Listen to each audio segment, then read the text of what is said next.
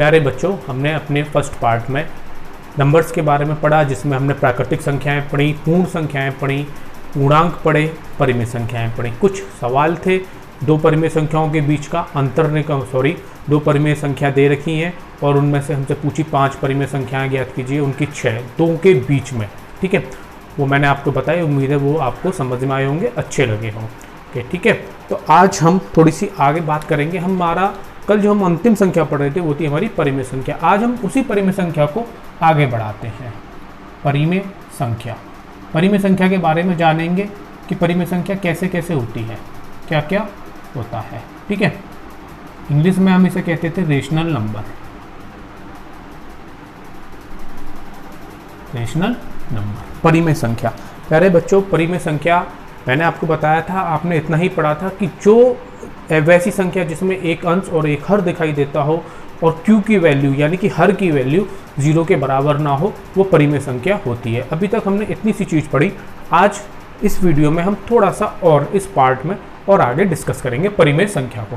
तो प्यारे बच्चों, मान लीजिए मैंने आपसे कहा, दिख रहा है ना यहाँ से, कि 5 को 2 से भाग लगाओ, तो आपको क्या करना है, 5 में कितने का भाग लगाना है, 2 का भाग लगाना है। तो आप 5 में जब 2 का भाग लगाओगे तो आप कहोगे सर 2 दूनी 4, माइनस करोगे 1 बचेगा। तो आपका आंसर 1 हो सकता है।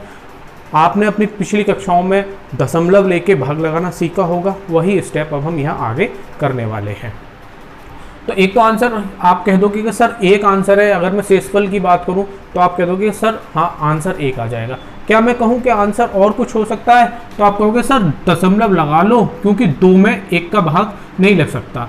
तो हम यहाँ दशमलव लगाएंगे तो यहाँ एक 0 बढ़ जाएगी और 2 पंजे 10। तब हमारा शेषफल कितना आएगा बच्चों, 0। तब हमारा शेषफल कितना आएगा, 0 आएगा। तो हमें यहाँ से क्या मिला, मतलब कि अगर हम 5 को 2 से भाग लगाएं तो हमें जो आंसर मिल रहा है वो मिल रहा है 2.5। जो ये 2.5 हमें आंसर मिल रहा है प्यारे बच्चों, ये परिमेय संख्या में ही है और इसे हम कहते हैं शांत दशमलव। कौन सा दशमलव होता है ये, शांत दशमलव। इंग्लिश में से कहते हैं हम टर्मिनेटिंग डेसिमल।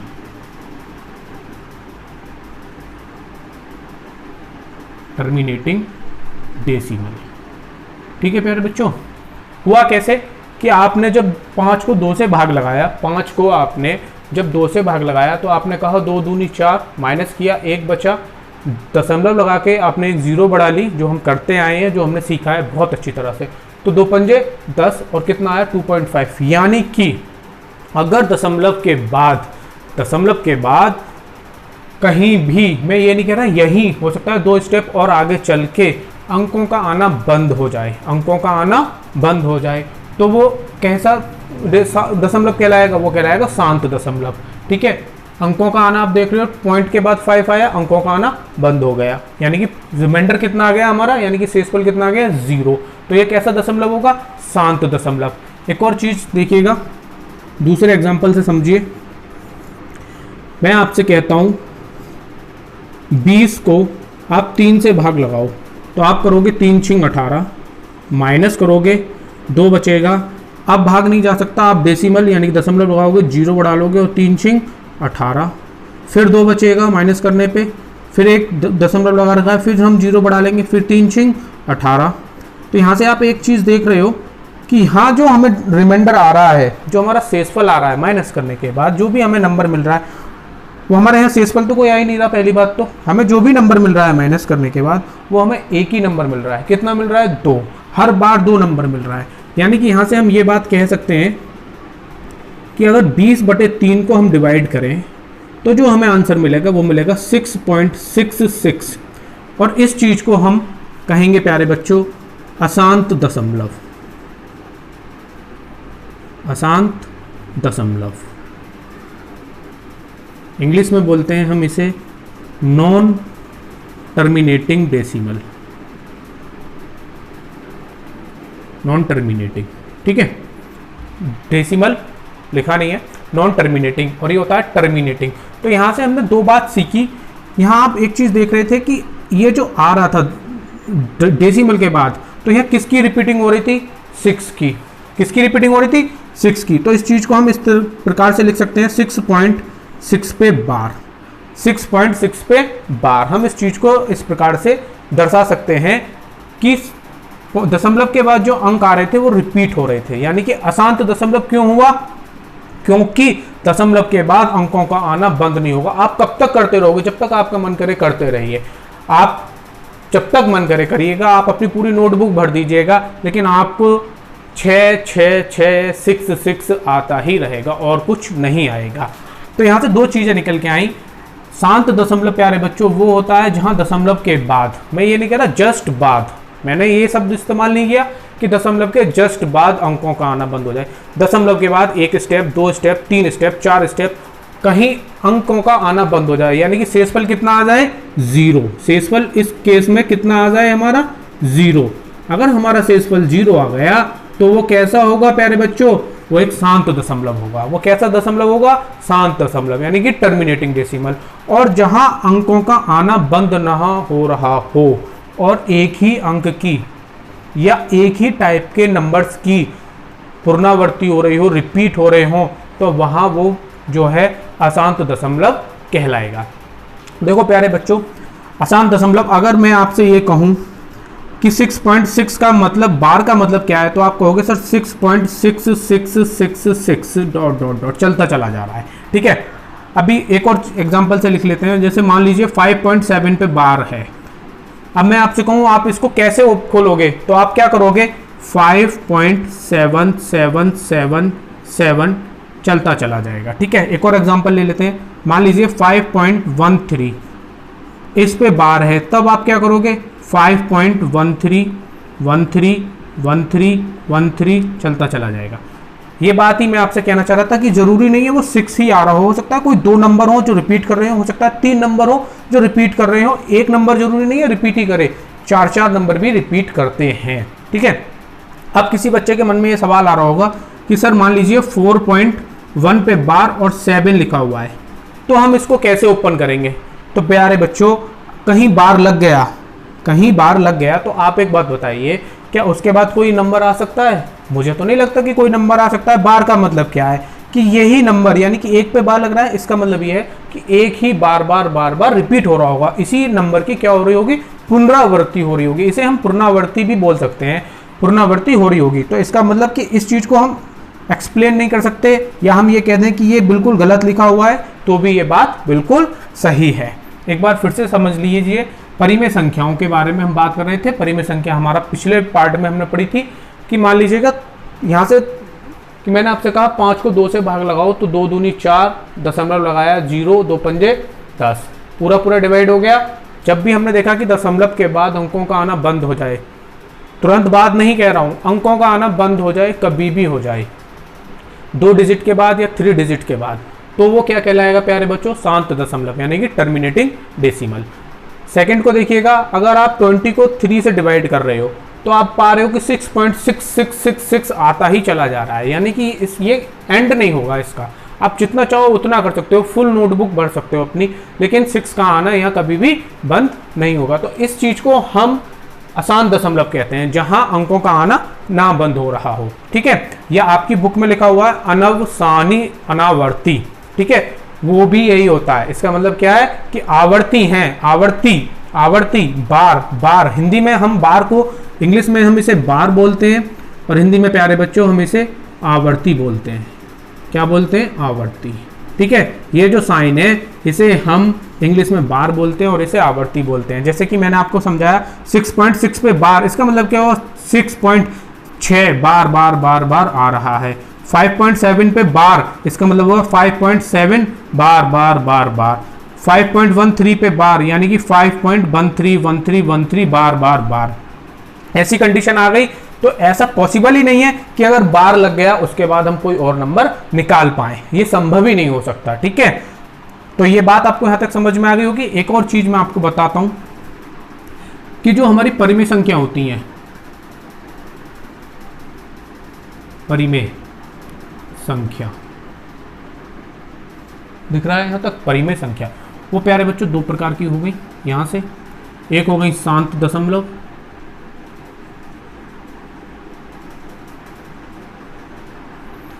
और दूसरी प्यारे बच्चों हो गई हमारी अशांत दशमलव। ठीक है,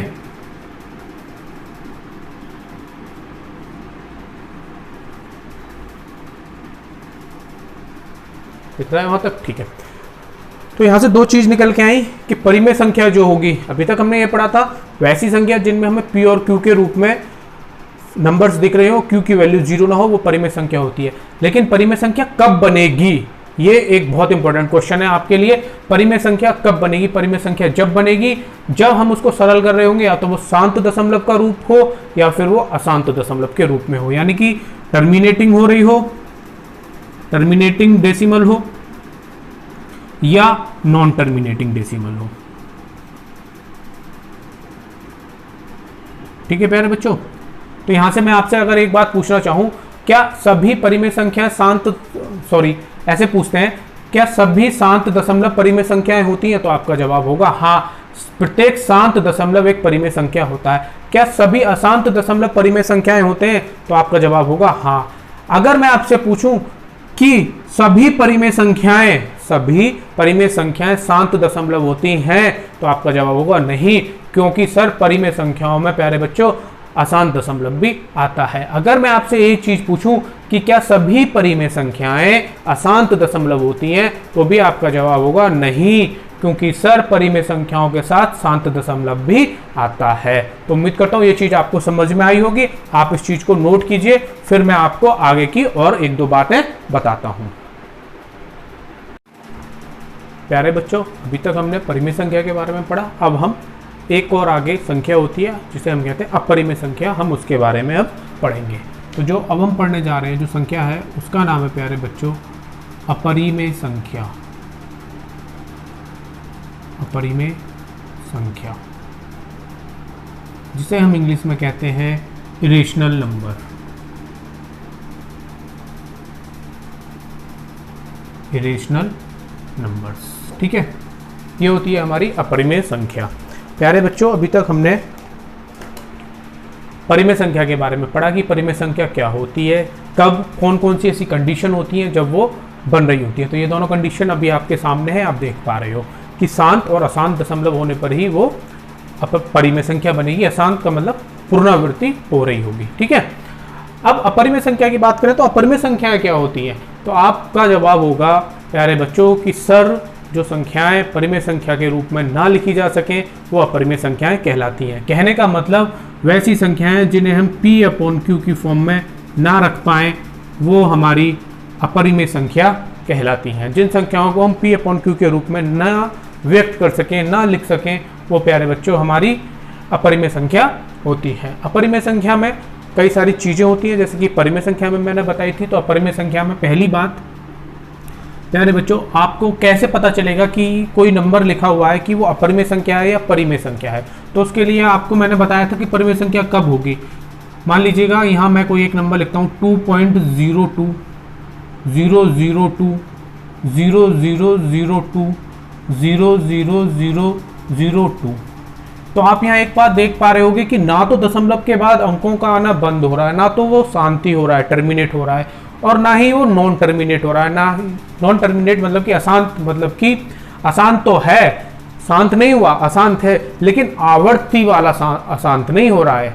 हमें सिर्फ क्या देखना है, अशांत में आवर्ती वाली चीज देखनी है। क्या वो यहाँ आवर्ती की आपको कंडीशन देख पा रहे हो? तो आप कहोगे नहीं सर, यहाँ 02 था, यहाँ 002 हो गया, 0002 हो गया, यहाँ 40 फिर 2 आ गया, यानी कि ना तो ये शांत हुआ ना अशांत हुआ। एक और एग्जांपल से समझ लीजिए, मान लीजिएगा 0.01 001 0001 00001। तो ये भी आप देख पा रहे हो कि 01 आया, फिर 001 आया, फिर 000 आया, फिर 401 आया। तो ना तो ये टर्मिनेटिव हुआ और ना ही ये नॉन टर्मिनेट हुआ। तो जब भी आपको ऐसे नंबर्स मिल जाएं कहीं भी रखे हुए, तो आप वहां देख के कह सकते हो कि ये एक परिमेय संख्या नहीं है, ये एक अपरिमेय संख्या होगी। अभी किसी के बच्चे के मन में ये भी सवाल आ रहा होगा कि सर क्या दशमलव के बाद सिर्फ एक ही अंक आ सकता है? तो प्यारे बच्चों ऐसा बिल्कुल भी नहीं है। आप दशमलव के बाद 2 डिजिट 3 डिजिट, मान लीजिएगा मैंने लिखा 0.10.09 009 0009 00009, मैंने ये सारी चीज़ें लिख दी। तो आप कितने भी डिजिट लिख सकते हैं। तो यहाँ से एक बात समझ में आई कि अपरिमेय संख्या जो होगी वो ना तो वो शांत दशमलव को पूरी तरह से निभा रही होगी उसकी कंडीशन को, और ना ही वो अशांत दशमलव को। अशांत दशमलव में फिर से बताना चाहूंगा आवर्ती, ना ही वो आवर्ती को दर्शा रही होगी, ना ही वो शांत दशमलव वाली कंडीशन दिखा रही होगी कि डेसिमल के बाद कहीं जाके अंकों का आना बंद हो जाए। तो आप देख रहे हो अंकों का आना बंद नहीं हो रहा। हो सकता है भाई इसको और 5 जीरो बढ़ा के मैं आगे बढ़ा सकता हूँ 3 to 5, ऐसे ही इसको, ऐसे ही इसको। तो आप देख रहे हो कि ना तो वो शांत हो रहे ना अशांत हो रहे। दूसरी बात जो महत्वपूर्ण बात है, जो आप क्लास 8th में पढ़ के आए हो, पूर्ण वर्ग ना हो, यानी कि नॉट ए परफेक्ट स्क्वायर। कहने का मतलब ऐसी संख्याएं जो पूर्ण वर्ग ना हो, ऐसी संख्याएं जो पूर्ण वर्ग ना हो वो भी क्या कहलाती हैं प्यारे बच्चों? अपरिमेय संख्या। आप पूर्ण वर्ग संख्याएं पढ़ के आ चुके हो। मान लीजिएगा मैंने आपके सामने यहाँ लिखा √4। तो √4 क्या है? आप क्लास 8th में पढ़ के आए हो वर्ग और वर्गमूल इस चैप्टर को। तो √4 क्या है? किसका वर्ग है √4? 2 का। √9 आप कहोगे सर 3 का। मैं कहूँ √16 आप कहोगे सर 4 का। 4 चौक 16, 3 तिया 9, 2 दूनी 4। अगर मैं आपसे कहूं कि क्या √5 का आप मेरे को मान बता सकते हो क्या है, तो आप कहोगे सर √5 एक परफेक्ट स्क्वायर नहीं है, यानी कि एक पूर्ण वर्ग संख्या नहीं है। कहने का मतलब मेरा यही है, ऐसी संख्याएं जिनका पूर्ण वर्ग ना ज्ञात किया जा सके, जिनका हम पूर्ण वर्ग यानी कि परफेक्ट स्क्वायर ना बना सके, वो सभी संख्याएं, जितने भी नंबर्स होते हैं वो सभी संख्याएं क्या कहलाती हैं प्यारे बच्चों? वो सभी संख्याएं कहलाती हैं हमारी अपरिमेय संख्या। जैसे कि √3 नहीं निकाल सकते हो, √5, √6, √7 करते चले जाओ, √10 चलता चला जाएगा। ऐसी कोई भी नंबर होने चाहिए जिनका हम क्या ना निकाल सकें? परफेक्ट स्क्वायर, यानी कि पूर्ण वर्ग हम उनका ना ज्ञात कर सकें। वो सभी कैसी संख्याएं कहलाती हैं? अपरिमेय संख्या कहलाती हैं। इसके बाद नंबर 3 बात करें,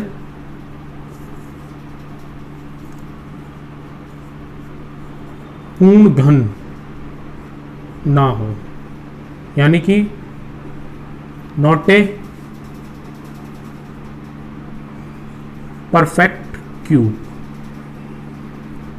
नॉट ए परफेक्ट क्यूब, ऐसी संख्याएं जिनका हम पूर्ण घन ना बना सकें। जैसे कि अभी हमने यहां देखा पूर्ण वर्ग ना बना सकें, ऐसे ही संख्याएं होती हैं। जितनी भी ऐसी संख्याएं हमें मिलेंगी जिनका हम पूर्ण घन ना बना सकें। फॉर एग्जाम्पल आप देखिएगा, मैं यहाँ आपके सामने लिखता हूँ √8। क्या इसका पूर्ण घन क्या हो? किसका ये पूर्ण घन है? तो आप कहोगे सर 2 × 2 × 2। तो ये कितने का है? पूर्ण घन है, पूर्ण परफेक्ट क्यूब है। तो आप कहोगे सर ये √8 जो है ये 2 का क्या है? √8 2 का परफेक्ट क्यूब है, यानी कि पूर्ण घन है। √27 की बात करें हम, तो आप कहोगे सर 3 × 3 × 3, यानी कि 27 3 का पूर्ण घन है। √64 की बात कर लीजिए आप, तो 4 × 4 × 4, यानी कि 64 जो है क्यूब 64 वो कितने का है? 4 4 4, यानी कि 64 जो है वो 4 का परफेक्ट क्यूब है, यानी कि पूर्ण घन है। तो कहने का मेरा मतलब यही है, ऐसी संख्याएं। अब मैं आपसे कहता हूं कि √11 किसी संख्या का क्या पूर्ण घन है? तो आप कहोगे नहीं सर √11 किसी भी संख्या का पूर्ण घन नहीं है। तो ऐसे जितने भी नंबर्स आपको मिले जिनके हम पूर्ण घन ना निकाल सकें, √3 है, √7 था, √6 रख लो, √11 रख लो, √10 रख लो, √12 रख लो, 12 नहीं आ सकता, √13 रख लो, √17, √18। तो ये सब क्या है? ये परफेक्ट क्यूब नहीं है और ये क्या है? परफेक्ट स्क्वायर नहीं है। तो यहाँ से इन दोनों को मिला के एक बात निकल के आती है अपरिमेय संख्या के पॉइंट ऑफ व्यू से। अगर हम बात करें कि अपरिमेय संख्या वही संख्याएं कहलाएंगी जिनका ना तो हम पूर्ण वर्ग ज्ञात कर सकें और ना ही पूर्ण घन ज्ञात कर सकें। ऐसे नंबर जिनका ना तो पूर्ण वर्ग ही हम निकाल पाए और ना ही हम उनका पूर्ण घन निकाल पाए, यानी कि परफेक्ट स्क्वायर भी ना हम फाइंड कर पा रहे हो और ना ही परफेक्ट क्यूब हम फाइंड कर पा रहे हो। तो ऐसी संख्याएं प्यारे बच्चों अपरिमेय संख्याएं कहलाती हैं। ये कंडीशन अलग अलग करके मैंने आपको बताई है कि ना तो वो पूर्ण वर्ग होनी चाहिए और ना ही पूर्ण घन होनी चाहिए। एक और कंडीशन होती है प्यारे बच्चों, चौथी, पाई। पाई एक कैसी संख्या है? तो आप कहोगे सर पाई एक इरेशनल नंबर है, पाई एक इरेशनल नंबर है। लेकिन आपने अपनी बुक में पढ़ी होगी पाई की वैल्यू, क्या पढ़ी होगी? पाई की वैल्यू। पाई की वैल्यू कितनी होती है? तो आप कहोगे सर 22/7। आपने ये चीज पढ़ी होगी पाई के पॉइंट ऑफ व्यू से कि पाई की वैल्यू होती है 22/7। लेकिन जब आप 22/7 को सोल्व करोगे यानी कि हल कर रहे होगे, तब आपको यहां से यानी कि आवर्ती दशमलव मिल रहा होगा कहीं ना कहीं जाके 4 या 5 पॉइंट के बाद। तो पाई तो एक बेटा प्यारे बच्चों अपरिमेय संख्या है, लेकिन पाई का जो मान है 22/7 वो एक परिमेय संख्या है। ये बात हमेशा याद रखना। अपरिमेय संख्या क्यों है? क्योंकि एक टर्म के बाद वहां आप देख रहे होंगे नंबर आपस में पुनरावृत्ति कर रहे होंगे, रिपीटेशन चालू हो गया होगा, नंबर्स का रिपीटेशन चालू हो गया होगा। ठीक है प्यारे बच्चों, तो एक बार फिर से इस चीज को आप देखिएगा बोर्ड पे जो है, मैं आपको एक बार फिर से एक्सप्लेन करता हूं। अपरिमेय संख्या कौन सी संख्या होती है जिन्हें हम P/Q की फॉर्म में एक्सप्लेन ना कर पाए, क्या P/Q के रूप में ना रख पाए, वो हमारी कैसी संख्या होती है? अपरिमेय संख्या। अपरिमेय संख्या के लिए 4 कंडीशन है, 1 2 3 4। मुख्यतः ये 3 कंडीशन है। ऐसी संख्याएं जो ना तो शांत दशमलव को टर्मिनेट को फॉलो कर रही हो और ना नॉन टर्मिनेट को फॉलो कर रही हो। इनमें से किसी चीज को ये फॉलो नहीं कर रही है, ऐसे नंबर्स हमें आ रहे हैं डेसिमल के बाद, तो वो हमारी अपरिमेय संख्या है। दूसरी कंडीशन जो होगी, पूर्ण वर्ग नहीं होना चाहिए, मतलब कोई भी ऐसा रूट के अंदर नंबर नहीं होना चाहिए, रूट के अंदर इसके अंदर कि वो परिमेय संख्या बन जाए, वो सॉरी उसका परफेक्ट स्क्वायर या परफेक्ट क्यूब निकाला जा सके। ये दोनों कंडीशन एक साथ आपको अप्लाई करनी है कि ना तो नंबर ऐसा हो कि जिसका हम परफेक्ट स्क्वायर बना सकें, ना तो वर्ग निकाल पाए और ना ही हम धन निकाल पाए, तभी वो कैसी संख्या बनेगी प्यारे बच्चों? अपरिमेय संख्या बनेगी। चौथी कंडीशन जो आपको याद रखनी है, पाई जो है, पाई वो एक परिमेय संख्या है, लेकिन पाई की जो वैल्यू होती है जो आपकी किताब में दी हुई है 22/7, प्यारे बच्चों वो एक अपरिमेय संख्या नहीं है, वो एक परिमेय संख्या है। यहां से अभी मैं आपको एक और संख्या के बारे में बताऊंगा। ये होगी हमारी वो संख्या है हमारी वास्तविक संख्या, जिसे हम कहते हैं वास्तविक संख्या। इंग्लिश में हम इसे कहेंगे रियल नंबर, रियल नंबर्स। ठीक है, वास्तविक संख्या जरूरी है, वास्तविक संख्या भी जानना 9th क्लास में ही। वास्तविक संख्या प्यारे बच्चों 2 तरीके की होती हैं, एक होती है परिमेय संख्या। वास्तविक संख्या 2 तरीके की संख्याओं से मिलकर बनी होती है, परिमेय संख्या, और दूसरी होती है प्यारे बच्चों अपरिमेय संख्या।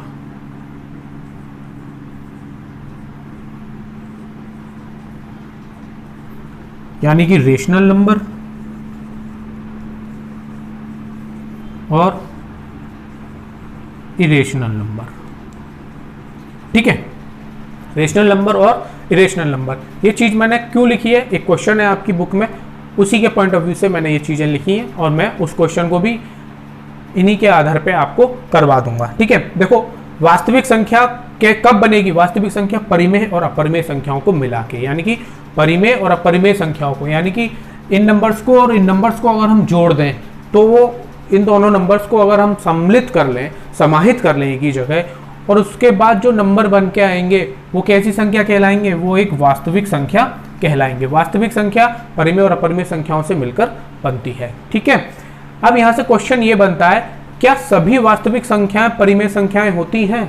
सभी वास्तविक संख्याएं क्या परिमेय संख्याएं होती हैं? तो आपका जवाब होगा नहीं सर, सभी वास्तविक संख्याएं परिमेय संख्या नहीं होते, क्योंकि वास्तविक संख्याओं के अंदर अपरिमेय संख्या भी समाहित होती हैं। इसलिए हम सिर्फ ये नहीं कह सकते कि परिमेय संख्या ही हमारी वास्तविक संख्या है। दूसरा क्वेश्चन मान के चलिए, कोई आपसे कहता है क्या वास्तविक संख्याएं, सभी वास्तविक संख्याएं अपरिमेय संख्या होती हैं? तब भी आपका प्यारे बच्चों जवाब होना चाहिए नहीं, सभी वास्तविक संख्याएं अपरिमेय संख्या नहीं होती, क्योंकि वास्तविक संख्याओं के अंदर अपरिमेय संख्याओं के साथ साथ परिमेय संख्याएं भी समाहित होती हैं। एक और क्वेश्चन बनता है, क्या सभी परिमेय संख्याएं वास्तविक संख्याएं होती हैं? क्या सभी परिमेय संख्याएं वास्तविक संख्याएं होती हैं? तब आपका जवाब होगा हाँ सर, सभी परिमेय संख्याएं वास्तविक संख्याएं होती हैं। क्या सभी अपरिमेय संख्याएं वास्तविक संख्याएं होती हैं? हाँ सर, जितनी भी अपरिमेय संख्याएं वो सब वास्तविक संख्या है। प्यारे बच्चों आप इस चीज को नोट कीजिए, फिर हम क्वेश्चंस की तरफ चलते हैं। प्यारे बच्चों क्वेश्चन नंबर फर्स्ट बोर्ड पर आपके सामने है, आप पढ़िए उसे। दिया गया है नीचे दिए गए कथन सत्य हैं या असत्य हैं, कारण के साथ अपने उत्तर दीजिए। कुछ बातें यहाँ लिखी हुई हैं, उनके हमें सत्य असत्य विद एक्सप्लेनेशन के साथ बताने हैं, यानी कि पूरा उनका हमें जो भी रीजन है, जो भी कारण है, वो हमें यहाँ बताना है। पहला पॉइंट दिया हुआ है हमें, जो पहला है क्वेश्चन फर्स्ट का फर्स्ट पार्ट, प्रत्येक अपरिमेय संख्या एक वास्तविक संख्या होती है। अभी अभी मैंने आपको बताया था वास्तविक परिमेय और अपरिमेय संख्याओं के बारे में। उससे थोड़ी देर पहले हमने परिमेय संख्याओं को पढ़ा था, शांत और अशांत। अशांत में वो वाले नंबर्स आएंगे जो बार लग गए हों, जिनकी एक ही नंबर की रिपीटेशन आ गई हो, ठीक है। तो फोकस वापस करते हैं अपना हम वास्तविक संख्याओं के ऊपर। क्वेश्चन कहता है प्रत्येक अपरिमेय संख्या एक वास्तविक संख्या होती है। तो वो ये पूछ रहा है क्या एक अपरिमेय संख्या, ये वाली जो संख्या है, क्या वो वास्तविक संख्या है? अपरिमेय संख्या क्या वो वास्तविक संख्या है? तो आपका जवाब होना चाहिए हाँ, वो एक वास्तविक संख्या है। अब वो पूछ रहा है क्यों है।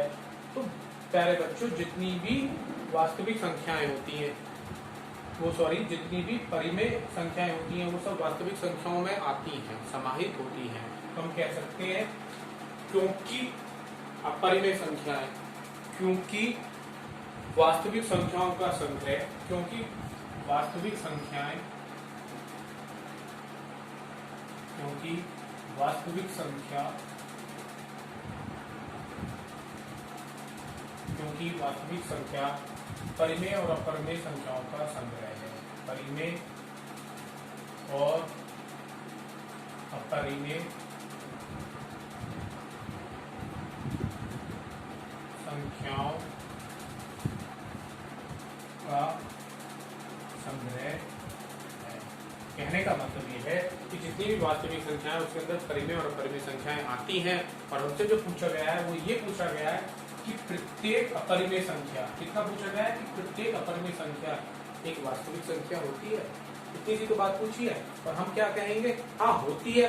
क्यों होती है? क्योंकि जितनी भी परिमेय और अपरिमेय संख्याएं होती हैं वो सब मिलकर क्या बनाती हैं, एक वास्तविक संख्या। अगले की तरफ चलते हैं, सेकंड पार्ट। संख्या रेखा का प्रत्येक बिंदु √m के रूप का होता है, जहां m एक प्राकृत संख्या है। प्यारे बच्चों, यह √m का मतलब है कि कोई एक प्राकृत संख्या है, उसका हमें क्या निकालना है, वर्गमूल। क्या ज्ञात करना है हमें, उसका वर्गमूल ज्ञात करना है। m कोई भी एक प्राकृत संख्या हो सकती है। m बराबर कोई भी प्राकृत संख्या, कोई भी प्राकृत संख्या। m का मतलब क्या होगा प्यारे बच्चों, कोई भी प्राकृत संख्या, ठीक है। तो संख्या रेखा यानी नंबर लाइन, प्यारे बच्चों आप क्लास 8 में नंबर लाइन पढ़ के आ चुके हो कि हम संख्या रेखा पे कैसे संख्याओं को निरूपित करते हैं, कैसे उनको हम दर्शाते हैं। मान लीजिएगा मैं एक फिर भी आपको समझाता हूँ, एक अंडर लाइन बनाई मैंने, ठीक है। यहाँ एक 0 हो गया मिड पॉइंट पे, यहाँ 1 हो गया, ये 2 हो गया, ये 3 हो गया, ये 4 हो गया, ये 5 हो गया। यहाँ से -1 हो गया, यहाँ से -2 हो गया, यहाँ से -3 हो गया। ये एक हमारी संख्या रेखा होगी, ठीक है। अब हमें ये चीज दर्शानी है कि जितनी भी संख्याएं प्राकृत संख्या तो यही है, क्या वो अंडर वर्गमूल के रूप में हो सकती हैं। इसका मतलब कि क्या हम इनके वर्गमूल कर सकते हैं। तो आपने अपनी बुक्स में प्यारे बच्चों ये सभी संख्याएं पढ़ी होंगी, √1, √2, √3, √4, √5। क्या आपने कभी √1 या √2 या √3 देखी है? अभी तक आपने नहीं देखी, ना पिछली कक्षाओं में देखी, ना इस कक्षा में देखने को मिली, और ना ही आगे आपको अभी देखने को मिलेगी, ठीक है। जब आप बड़ी कक्षाओं में पहुंच जाओगे तब आप इन सारी संख्याओं को पढ़ रहे होगे, ठीक है। तो मैं बताऊंगा उन संख्याओं को क्या कहते हैं। तो प्यारे बच्चों, यहाँ इतनी सी बात हमें ये दर्शानी थी कि अगर हम कोई संख्या रेखा खींचते हैं तो क्या उसके ऊपर जितनी भी प्राकृतिक संख्याएं होती हैं, क्या वो वर्गमूल के रूप में हो सकती हैं। तो प्यारे बच्चों, संख्या रेखा पे तो माइनस की भी संख्याएं आती हैं और प्लस की भी संख्याएं आती हैं। ये धनात्मक हो गई, ये ऋणात्मक हो गई। इसका मतलब ये हुआ कि हम कह सकते हैं नहीं, मतलब कि असत्य बात है ये। क्यों? क्योंकि किसी भी कोई भी ऋणात्मक संख्या किसी भी प्राकृतिक संख्या का वर्गमूल नहीं हो सकती। कोई भी ऋणात्मक संख्या आप कह सकते हो, क्योंकि कोई भी ऋणात्मक संख्या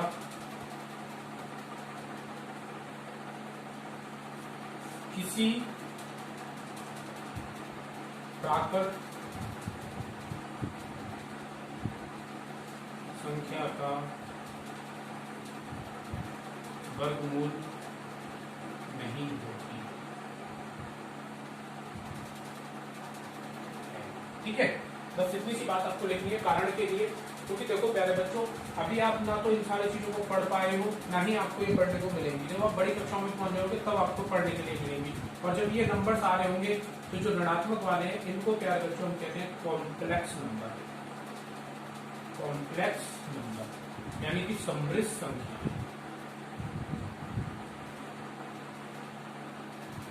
समृद्ध संख्या जब आप आगे पहुंचोगे तब आप इन सारी चीजों से इंट्रोड्यूस होगे, आपको इन सारी संख्याओं का परिचय बिल्कुल करवाया जाएगा।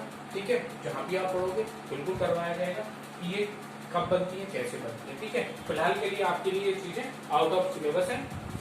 ठीक है, अगला क्वेश्चन जो है वह प्रत्येक वास्तविक संख्या एक परिमेय संख्या होती है, अपरिमेय संख्या होती है। क्वेश्चन ने पूछा क्या वास्तविक संख्या जितनी भी होती है, जितनी भी वास्तविक संख्या होती है, क्या वो सभी अपरिमेय संख्या होती है? इतनी सी बात पूछिए तो आप कहोगे नहीं, वास्तविक संख्या सिर्फ अपरिमेय संख्या नहीं होती है, वास्तविक संख्याओं में परिमेय संख्याएं भी शामिल होती हैं। तो आप कहोगे ये असत्य है, यानी कि नहीं, वास्तविक संख्याओं के अंदर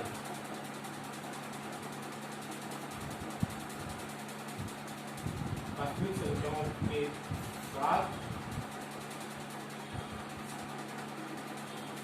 परिमेय संख्या भी होती है। ठीक है प्यारे बच्चों, उम्मीद कर रहा हूँ ये चीज आपको समझ में आई होगी अच्छे से।